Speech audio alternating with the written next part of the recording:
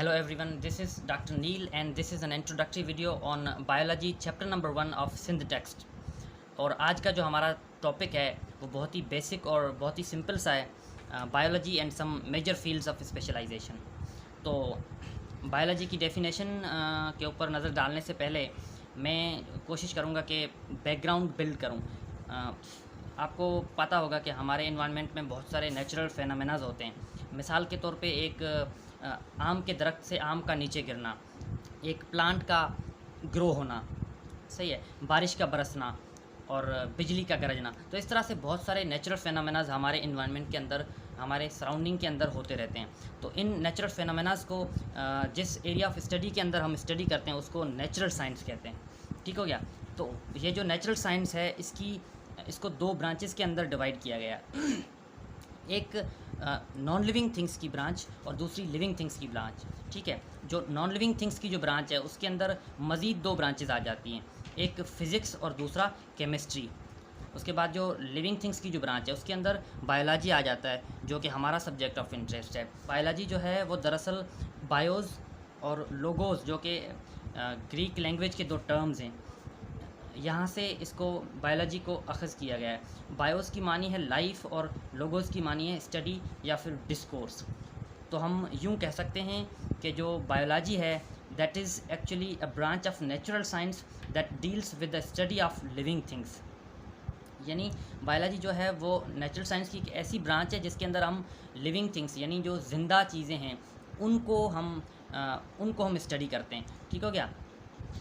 अब आपको पता होना चाहिए कि जो लिविंग थिंग्स होती हैं वो एक्चुअली एग्जिबिट कर रही होती हैं प्रॉपर्टीज़ ऑफ लाइफ, यानी वो ज़िंदगी की जो खुसूसियात हैं वो ज़ाहिर कर रही होती हैं। तो अब हम देखते हैं कि वो कौन सी प्रॉपर्टीज़ हैं जिनके बिना पे हम कह सकते हैं कि इस ऑर्गेनिज़म के अंदर ज़िंदगी है, इस ऑर्गेनिज़म के अंदर लाइफ एग्जिस्ट करती है।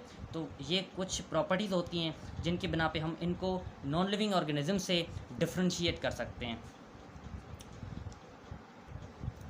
तो इनमें से सबसे जो important property that is cellular organisation, यानी जो लिविंग ऑर्गेनिज़म्स होते हैं उनके अंदर जो उनकी जो ऑर्गेनाइजेशन होती है, उनकी जो अरेंजमेंट होती है दैट इज़ सेल्यूलर, यानी उनके अंदर सेल्स होते हैं।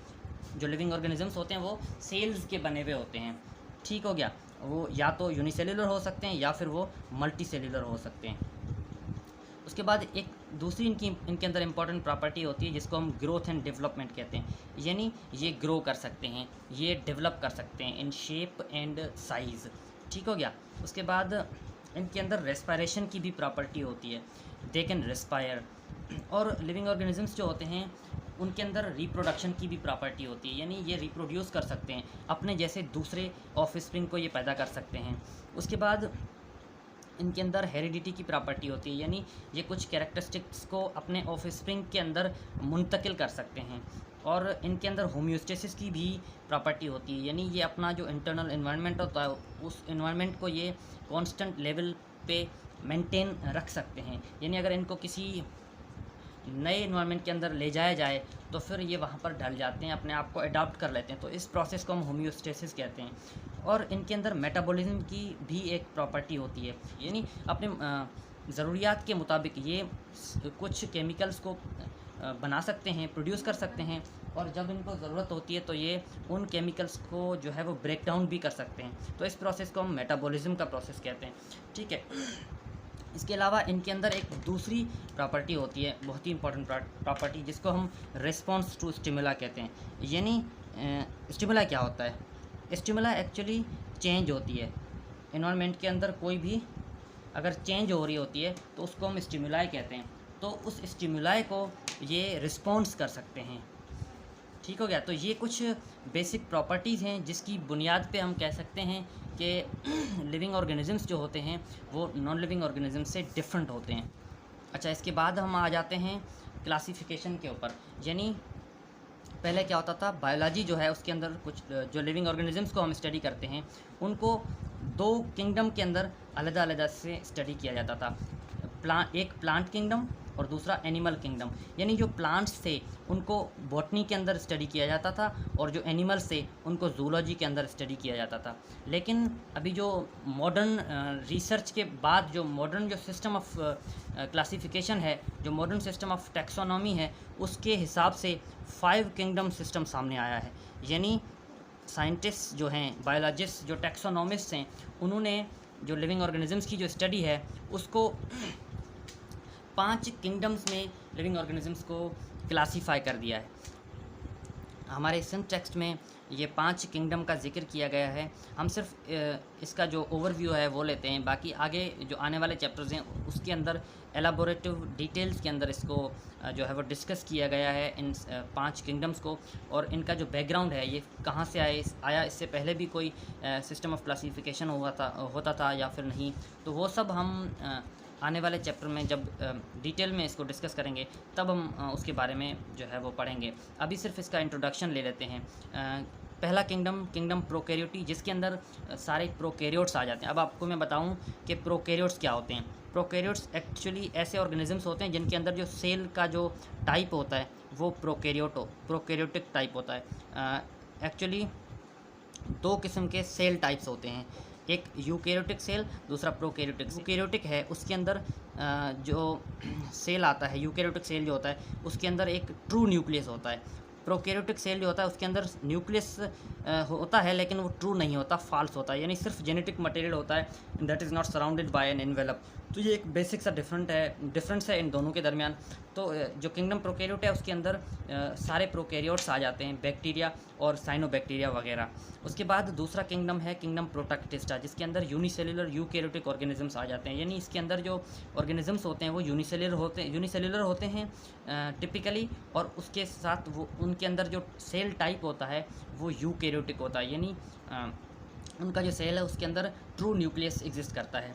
अच्छा, इसके बाद कुछ मल्टीसेलुलर ऑर्गेनिजम्स भी इसके अंदर आ जाते हैं, लेकिन जो इसके अंदर टिपिकल है वो सिर्फ यूनिसेल्युलर होते हैं। उसके अलावा अगर इनकी एग्जांपल पे हम नज़र डालें तो यूग्लिना, पैरामीशियम और क्लेमेडोमोनास आ जाते हैं किंगडम प्रोटैक्टिस्टा के अंदर। इसके बाद किंगडम फंजाई के अंदर non chlorophyllous multi cellular except yeast, यानी इसके अंदर जो ऑर्गेनिजम्स होते हैं वो एक तो मल्टी सेल्यूलर होते हैं यीस्ट के अलावा, यानी यीस्ट एक सिंगल यूनिसेल्यूलर होता है, उसके अलावा सारे मल्टी सेल्यूलर ऑर्गेनिजम्स आ जाते हैं इसके अंदर, और नॉन क्लोरोफाइलस होते हैं, यानी इनके अंदर क्लोरोफिल नहीं होता। क्लोरोफिल जो ग्रीन सब्सटेंस होता है ना, जो प्लांट्स के अंदर होता है, वो इनके अंदर नहीं होता। और इनके पास सेल वॉल होती है जो कि चिटिन की बनी हुई होती है। चिटिन एक केमिकल सब्सटेंस है, उसकी बनी हुई होती है। और इनका जो मोड ऑफ न्यूट्रिशन है, यानी ये जो अपना जो फूड है वो एब्जॉर्प्टिव मेथड से लेते हैं, और हेटेरोट्रॉफ्स हैं, यानी अपना फूड जो है वो खुद नहीं बना सकते। इनके लिए जो टिपिकल एग्जांपल है दैट इज़ एग्रीकस, जिसको मशरूम कहते हैं। उसके बाद किंगडम प्लांटी के अंदर eukaryotic multicellular chlorophyllous photosynthetic autotrophs आ जाते हैं, यानी इसके अंदर जो ऑर्गेनिजम्स हैं वो मल्टीसेल्युलर होते हैं, ठीक है, और इनके पास क्लोरोफिल होता है, जो ग्रीन सब्सटेंस की हमने बात की वो इनके पास होता है, और उसकी मदद से ये फोटोसिंथेसिस का जो प्रोसेस है वो कैरी आउट कर सकते हैं, और उसकी मदद से ये अपना जो फूड है वो खुद बना सकते हैं, यानी दे आर ऑटोट्रॉफ्स। और इनके पास सेल वाल होती है, ठीक हो गया, और इनके पास जो टाइप ऑफ सेल होता है वो जाहिर सी बात है इनके पास यूकैरियोटिक होता है। इसके बाद किंगडम एनिमलिया के अंदर सारे यूकैरियोटिक आ जाते हैं, यानी जो सेल टाइप इनके पास होता है वो यूकैरियोटिक होता है, और जाहिर सी बात है मल्टी सेल्यूलर होते हैं, और इनके पास क्लोरोफिल नहीं होता जो ग्रीन सब्सटेंस है, और इनका जो मोड ऑफ न्यूट्रिशन है दैट इज़ इंजेस्टिव हेटेरोट्रॉफ्स, यानी ये अपना जो फूड है, जैसे हमने पहले बात की किंगडम फंजाई के अंदर एब्जॉर्प्टिव मेथड ऑफ न्यूट्रिशन होता है, इनके पास इंजेस्टिव मेथड होता है, यानी ये इंजेस्ट करते हैं, जैसे हम ह्यूमन बींग्स एक लुकमा अंदर लेते हैं खाने का, तो इस तरह से ये इंजेस्ट करते हैं। और जो किंगडम फंजाई के अंदर जो मेंबर्स हैं वो एब्जॉर्ब करते हैं फूड को, और इनके पास किंगडम एनिमलिया के अंदर जो है वो सेल वाल नहीं होती, ठीक है। तो इनकी जो टिपिकल एग्जांपल्स हैं वो हाइड्रा हो गया, अर्थवर्म हो गया, ह्यूमन बींग्स हो गए। सही हो गया। तो ये एक बेसिक सा इंट्रोडक्शन था बायोलॉजी के ऊपर, और जो क्लासिफिकेशन ऑफ लिविंग ऑर्गेनिज्म है उसके ऊपर एक बेसिक सा इंट्रोडक्शन था। अच्छा जी, तो अब हम बात करने लगे हैं ब्रांचेस के ऊपर। लाइफ एक किस्म के डाइवर्स फॉर्म्स में एग्जिस्ट करती है। यानी अगर हम छोटे से छोटा लिविंग ऑर्गेनिज्म कंसीडर करें तो 0.001 मिलीमीटर साइज़ वाला बैक्टीरिया है। अगर हम बड़े से बड़ा ऑर्गेनिज्म कंसीडर करें तो वो 40 मीटर एंड 150 टन्स वाली व्हेल मछली है। तो हमें डाइवर्सिटी ऑफ लाइफ जो है वो यहाँ पर हमें नज़र आ रही है। तो इस तरह की जो डाइवर्सिटी है, इस तरह के जो डाइवर्स फॉर्म्स ऑफ लाइफ हैं, डाइवर्स यानी बहुत मुख्तलिफ़ किस्म के ऑर्गेनिज़म्स हैं, तो इनके जो आस्पेक्ट्स हैं, मुख्तलिफ़ आस्पेक्ट्स, उनको सिस्टमेटिक वे में अलग अलग से स्टडी करने के लिए जो एक्सपर्ट बायोलॉजिस्ट हैं उन्होंने ब्रांचेस बनाई हैं जिनमें हम अलग अलग से अलग से मुख्तलिफ़ आस्पेक्ट्स ऑफ लिविंग ऑर्गेनिज़म्स को एक्सप्लोर कर सकते हैं, स्टडी कर सकते हैं। तो हमारे पास जो सबसे पहली ब्रांच है दैट इज़ मॉलिक्यूलर बायोलॉजी। अब मॉलिक्यूलर बायोलॉजी के अंदर हम किस चीज़ को स्टडी करते हैं? मॉलिक्यूल, जैसे कि ये इसका जो नाम है वो ख़ुद हमें बता रहा है कि मॉलिक्यूल्स की स्टडी करते हैं। अच्छा, मॉलिक्यूल्स के हम कौन से एस्पेक्ट्स की स्टडी करते हैं? मॉलिक्यूल्स की हम स्ट्रक्चर और फंक्शन की स्टडी करते हैं। और ये जो मॉलिक्यूल्स होते हैं ये ऑर्गेनेल्स को बनाते हैं। मॉलिक्यूल्स जो हैं ऑर्गेनेल्स को बनाते हैं और ऑर्गेनेल्स सेल को बनाते हैं। और ये जो ऑर्गेनेल और सेल होते हैं ये बेसिक टू लाइफ होते हैं, यानी लाइफ के जो बेसिक बायोलॉजिकल प्रोसेसेस हो रहे होते हैं वो इनकी वजह से हो रहे होते हैं, यानी ऑर्गेनेल और सेल्स की वजह से हो रहे होते हैं। तो इसके अंदर हम सिंपली मॉलिक्यूल्स को स्टडी करते हैं। उसके बाद माइक्रोबायोलॉजी। माइक्रो टर्म की मीनिंग है वेरी स्मॉल, यानी इसके अंदर जिन ऑर्गेनिजम्स की हम स्टडी कर रहे होते हैं वो बहुत ही छोटे होते हैं, उनको हम माइक्रो ऑर्गेनिजम्स कहते हैं। मिसाल के तौर पे वायरस, बैक्टीरिया वगैरह, जो कि सिर्फ माइक्रोस्कोप के अंदर दिखाई देते हैं हमें। उसके बाद हमारे पास तीसरी नंबर ब्रांच है मेरीन बायोलॉजी, जिसके अंदर हम लिविंग ऑर्गेनिजम्स को स्टडी कर रहे होते हैं। ज़ाहिर सी बात है, बायोलॉजी को स्टडी कर रहे हैं तो हम लिविंग ऑर्गेनिजम्स को स्टडी करते हैं जो कि ओशियन और सी के अंदर रहते हैं, और उसके साथ उनके जो फिज़िकल और केमिकल फैक्टर्स होते हैं उनके इन्वायरमेंट के, उनको भी हम स्टडी कर रहे होते हैं। अच्छा, इससे पहले मैं आपको बता दूं कि दुनिया के अंदर तकरीबन 5 से 7 वाटर बॉडीज़ एग्जिस्ट करती हैं। वाटर बॉडीज़ यानी ऐसी जगह हैं जहाँ पर वाटर एग्जिस्ट करता है। तो उनमें से ही ये कुछ टाइप्स ऑफ वाटर बॉडीज़ हैं। सी हो गया, ओशियन हो गया, पॉन्ड और लेक हो गया। तो जो नेक्स्ट हमारी ब्रांच आने वाली है that is fresh water biology. उसके अंदर हम पॉन्ड और लेक के अंदर जो लिविंग ऑर्गेनिजम्स रिजाइड करते हैं उनको हम स्टडी करते हैं और उनके फ़िज़िकल और केमिकल फैक्टर्स को स्टडी कर रहे होते हैं। तो ये जो टाइप्स ऑफ वाटर बॉडीज़ हैं इनके अंदर जो लाइफ एग्जिस्ट करती है उनको दो अलग अलग ब्रांच के अंदर इन्होंने डिवाइड कर दिया है। एक सी और ओशन के अंदर जो लाइफ होती है उनको स्टडी करने के लिए मेरीन बायोलॉजी, और दूसरी जो पॉन्ड और लेक्स के अंदर जो फ्रेश वाटर बायोलॉजी है वो आ गई। उसके बाद हमारे पास ब्रांच है एनवायरनमेंटल बायोलॉजी, जिसको पहले इकोलॉजी कहा गया है, और इसके अंदर हम effects of environment on living organism को स्टडी कर लेते हैं। यानी जो इन्वायरमेंट होता है उसके जो लिविंग ऑर्गेनिज्म के ऊपर जो इफ़ेक्ट्स हो रहे होते हैं उनको हम इसके अंदर स्टडी कर रहे होते हैं। अच्छा, इसके बाद हमारे पास जो ब्रांच आ जाती है दैट इज़ ह्यूमन बायोलॉजी। इसके अंदर हम मैन के कुछ एस्पेक्ट्स को स्टडी कर रहे होते हैं। मिसाल के तौर पे एनाटमी हो गई, फिजियोलॉजी हो गई, एवोल्यूशन हो गई, हेल्थ हो गई, इनहेरिटेंस हो गई। तो इस तरह के जो एस्पेक्ट्स ऑफ ह्यूमन हैं या फिर मेन के जो एस्पेक्ट्स हैं उनको हम स्टडी कर रहे होते हैं। एनाटमी और फिजियोलॉजी को हम एमबीबीएस के अंदर भी स्टडी कर रहे होते हैं। तो इसके बाद जो नेक्स्ट ब्रांच है दैट इज़ पैरासिटोलॉजी। पैरासिटोलॉजी के अंदर हम किसको स्टडी कर रहे होते हैं? पैरा जो वर्ड है उसकी मानी है बिसाइड, और जो साइटोस वर्ड से ये एक दूसरा टर्म निकला है जिसकी मानी है फूड, और लोगोस की मानी हमें पता है कि स्टडी होती है। तो इसके अंदर हम ऐसे ऑर्गेनिजम्स को स्टडी कर रहे होते हैं जो अपना फूड खुद नहीं बना रहे होते हैं, किसी दूसरे ऑर्गेनिज्म से हासिल कर रहे होते हैं, उनको हम पैरासाइट्स कहते हैं।